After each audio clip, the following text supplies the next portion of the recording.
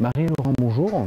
Bonjour. Alors vous êtes du Crous Montpellier Occitanie et on va parler des services numériques sur ce campus.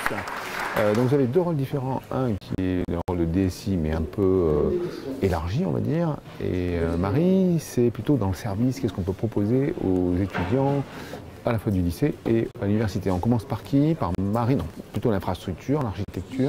Donc qu'est-ce qui se passe à Montpellier en termes d'innovation par rapport au numérique? Alors en fait, le Crous de Montpellier Occitanie a toujours voulu développer l'innovation et le numérique. Donc on a déjà créé un lieu qui est unique en France, qui s'appelle l'ASCA, qui est en plein cœur du campus de Triolet, et qui, en partenariat avec l'Université de Montpellier, on a créé une fontaine numérique et des services pour les étudiants, où ils peuvent, c'est un peu une sorte de bac à sable, où ils peuvent, avec des outils numériques innovants, créer des projets, des applications avec leurs professeurs, et pour répondre à des problématiques qui leur répondent. Donc ça, c'est un premier site qui a été créé avec d'autres services innovants, qui est géré par le Crous et l'Université de Montpellier. Alors pourquoi c'est géré par le Crous? Parce que la direction du Crous a voulu, on est un acteur transversal de la vie étudiante, et on voulait vraiment essayer d'embarquer les étudiants et les personnels sans qu'il y ait un problème d'étiquette. Voilà, c'était vraiment... D'accord, vous êtes un élément neutre par rapport à des disciplines et autres, etc. Donc Marie, vous, au-delà des tiers-lieux ou du Fab Lab dont on a présenté un petit peu les grandes lignes, vous vous occupez plutôt du service qui est proposé aux étudiants. De quelle manière? Alors, moi, je suis chargée de mission au campus et le Crous a son rôle à jouer sur la dynamisation de la vie de campus, parce qu'effectivement, comme vous disiez, nous sommes un établissement public neutre, on s'adresse à tous les étudiants et on œuvre en particulier à travers des projets aussi. On a pas mal de biens immobiliers qu'on rénove et dans lequel bien sûr le numérique est très présent.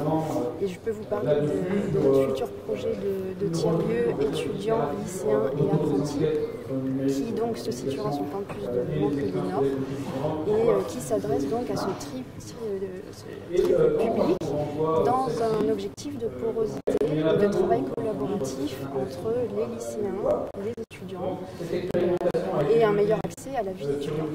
Alors pourquoi ça? Est-ce qu'il y a un souci particulier? C'est dans la nouvelle loi d'orientation? Voilà, exactement. Donc la loi ORE, orientation réussite des étudiants, la plateforme Parcoursup vont dans ce sens, le sens vraiment d'un glissement plus fluide entre la vie étudiante, enfin la vie lycéenne et la vie étudiante, comment on apprend le métier d'étudiant et comment on s'oriente de manière plus active.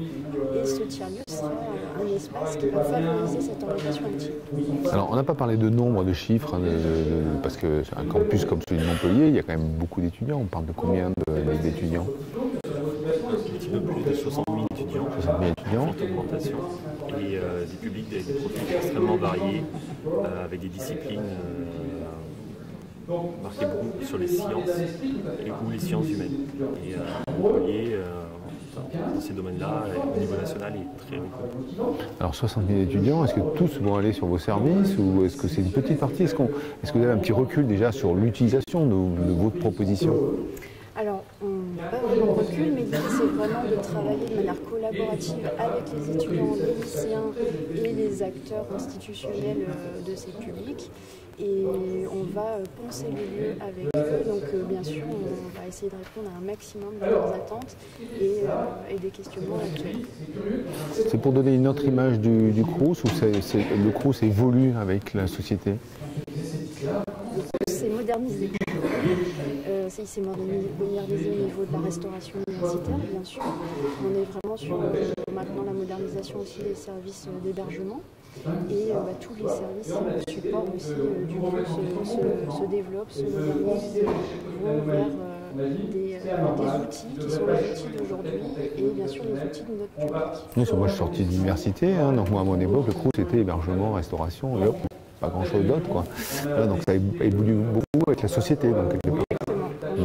On essaye de rester en phase avec ce public mouvant qui est la jeunesse. Donc vous êtes au stade du projet. Au niveau de l'utilisation de votre Fab Lab un peu, hein, la fontaine numérique. Est-ce que vous avez des retours? Il y a des projets identifiés qui sont sortis avec des enseignants? Oui, par exemple, il y a le fonds au niveau de l'université, ils ont créé des applications pour valoriser énormément de contenu pédagogique. C'est un peu l'objet du séminaire aujourd'hui. Il y a également aussi des projets ou des applications qui ont été créées par les étudiants pour partager des informations entre eux, pour créer des projets entre eux. Donc il y a vraiment un côté collaboratif et innervant au sein du campus. Mais le projet Espace était dans le campus des sciences. Et là, le projet dont vous a parlé Marie de tiers-lieu sera vraiment pour tous les étudiants, élèves et étudiants qui viennent de lycée, de la fac de lettres, comme de la fac des sciences. Est-ce que vous contribuez à démystifier un peu l'université? Parce que le lycéen qui va arriver dans votre fontaine numérique, il va se dire finalement, bon, c'est pas si méchant que ça, non? Est-ce que c'est aussi ce rôle-là d'accentuer l'attractivité de l'université? C'est un peu notre volonté d'essayer d'arriver à faciliter et à démystifier en fait, le numérique et de se rendre compte que ça peut être un outil, un levier extraordinaire pour créer peut-être son entreprise ou son projet de start-up, enfin, quel que soit le domaine et quel que soit le niveau social de la personne.